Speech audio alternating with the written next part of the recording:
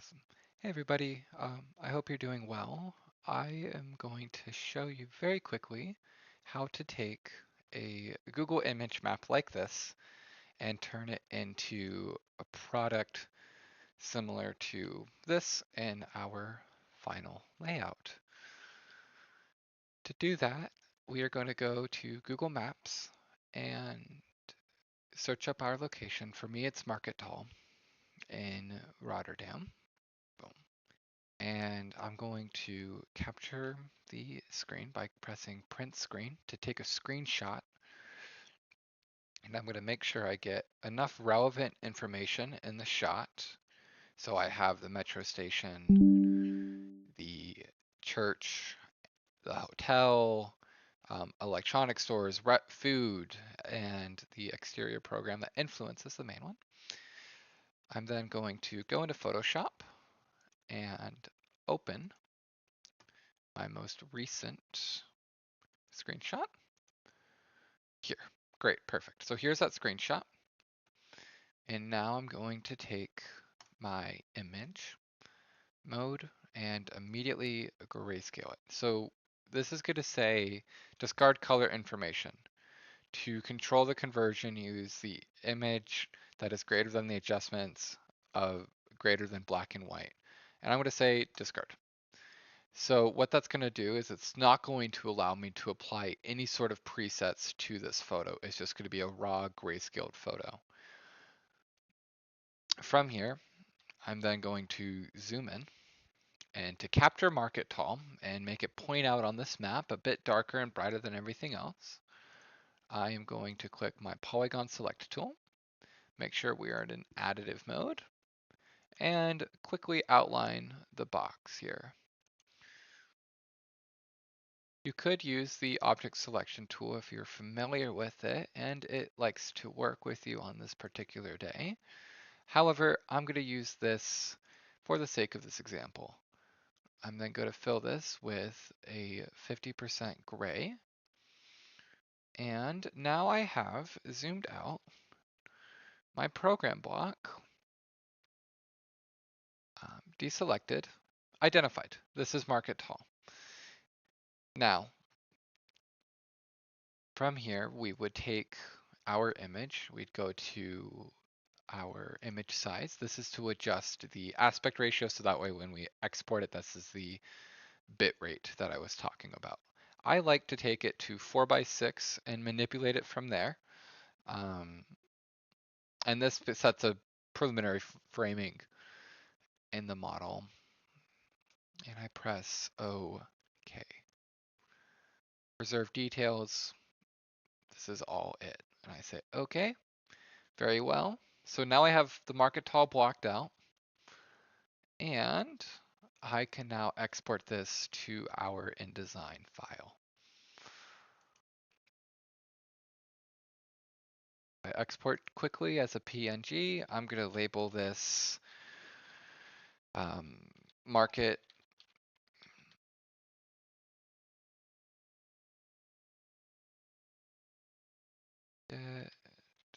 I can't spell today, guys. Tall site context. Everything's in all caps too.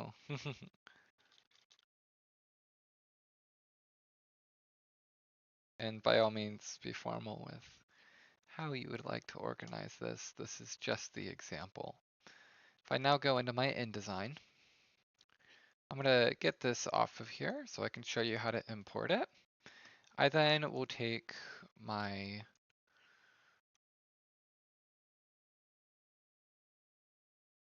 open up my folder, File Explorer, take my PNG file, drag it over, Control Z.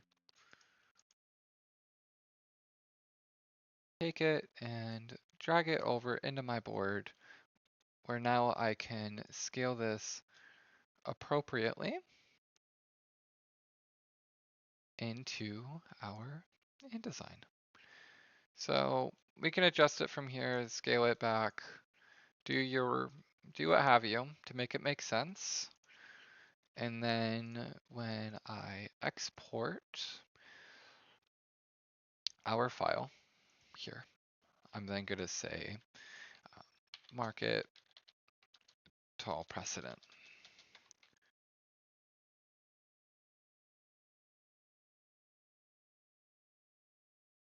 I'm going to do it to my desktop here. And it's going to print an Adobe PDF, and then it's going to give me a series of options to work with. On the compression, I'm going to make sure that it is going to go to 300 pixels per inch, 300 pixels per inch, and that should keep everything consistent at a reasonable resolution. We're now going to export this, go into Adobe, come here to Market Tall Precedent, and open up our file. And what we'll notice is that if I zoom in here, I come down, they should be relatively to scale and in good resolution on our project. I would also like to show you how to do this. Yeah, exactly. So from a distance, this should be good. We have the Rotterdam Bank, and it's dark enough on here to where it's not too distracting. But if this just isn't dark enough, I totally understand, and maybe you would like to add some color. So let's show you how to do that. If I take my original image here, and I take my mode, change it to RGB color again. Let me just Control Z, Control Z, Control Z, Control Z, all the way back to the start. No color's been applied. We're just on the base. And I zoom back in.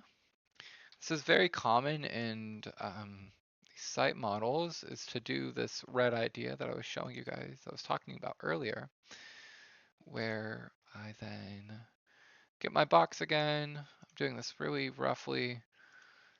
I then fill my color with a red, and I want it on normal, the opacity 100%, color contents here. Perfect. So now I zoom out, and it's really, really obvious.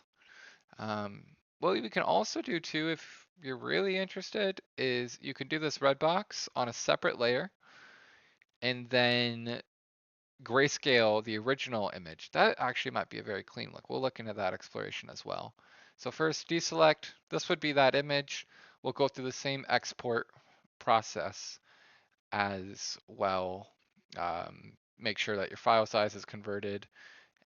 Instead of doing all that again, I'm just going to show you that final exploration of doing a grayscaled map and the red block on top of it. This is likely the direction I'm going to go in for my board. So if I take my selection, let's just go Command Z again. So this is my selection. What I'm going to do is I am going to save selection, and I'm going to name it building. And I'm going to say, okay, channel, new channel. Okay, great. Boom. And deselect. Very well. Control C, Control V. Now on this layer, this is where we're going to ignore the mode, and we're not going to change it to grayscale here.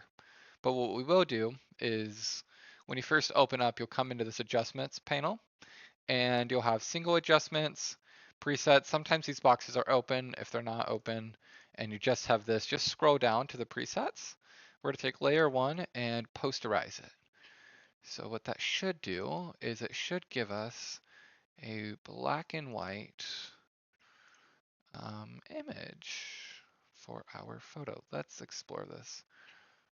Layer 1. Ah, okay, I see. But because layer 2 is on top of it, there we go. So there's our posterized image.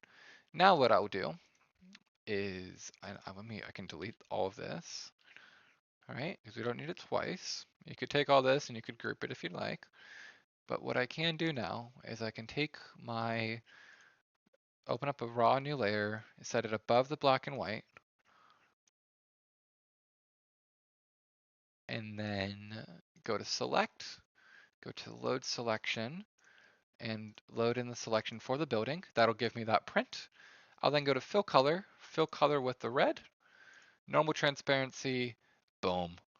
And then I deselect it, and suddenly I have all the surrounding areas grayscaled out. You could blur these texts. You could totally try to get rid of them. using similar ideas, or I used the blur tool earlier to work with it. You don't want to go in and select and clear it, because what happens is that it'll get a bit fussy where like you'll run into color issues here. So if somebody gets really in there, you'll see those small errors. So I err on the side of caution. You can blur them out or leave them as is. You can select the content, maybe fill it and lower the opacity. That might help as well.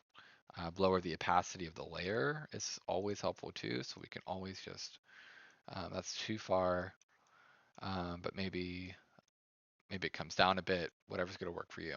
Anyways, here we go. We have the red block on top of the black and white map, and which once again, let me show you this the final time. If I go to image, I go to image size, I then scale it to a 4x6 and 300. That'll get my relative proportions here. The height is adjusting to the primary. What happens if I reduce the noise?